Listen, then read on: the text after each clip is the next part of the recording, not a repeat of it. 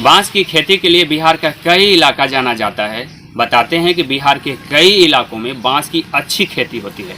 बांस का कई उपयोग है, जिसके लिए बांस का उत्पादन और इसका खेती कई मायनों में फ़ायदेमंद होता है। लेकिन हाल के वर्षों में, हाल के दशक में ऐसा हुआ है कि बांस की खेती से लोग मुंह मोड़ रहे हैं। बांस की खेती यदाकदा मिल रही है। आपको बता दें कि बांस की खेती का कई महत्व है। बांस के उपयोग से कई मानव सृजित और मानव जनित उपयोगी सामान बनते हैं। जैसे कि छठ महापर्व में जो दौरा बनता है, वो दौरा का निर्माण भी बांस से ही होता है। जो सूप का निर्माण होता है बांस से ही होता है।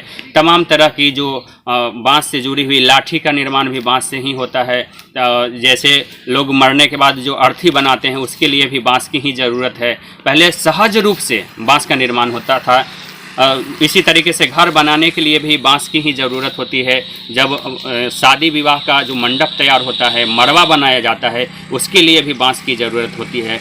लिहाजा बांस का व्यापक उपयोग है और बांस से निर्मित वस्तुओं का व्यापक बाजार है। इसलिए बिहार में इसकी बृहत तौर पर किसान खेती करते थे।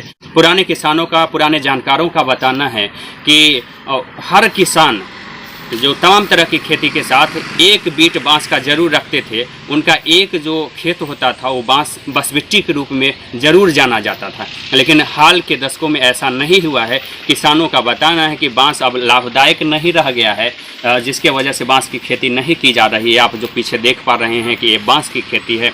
कई किसानों का बताना है कि बिहार में अब बांस की खेती से लोग मुख मोड़ रहे हैं। लिहाजा परिणाम ये हुआ है कि एक तरफ जहाँ बांस बिहार से नष्ट होता जा रहा है, इसकी खेती कमती जा रही है, सरकार के तरफ से भी इस पर ध्यान नहीं दिया जा रहा है। वही बांस का दर भी काफ़ी महंगा हो गया है। जहां 40 से 50 रुपये में मिलने वाला बांस अब करीब 200 से 250 रुपये तक मिलने लगा है। 150 से नीचे का कोई बांस ही नहीं मिलता है।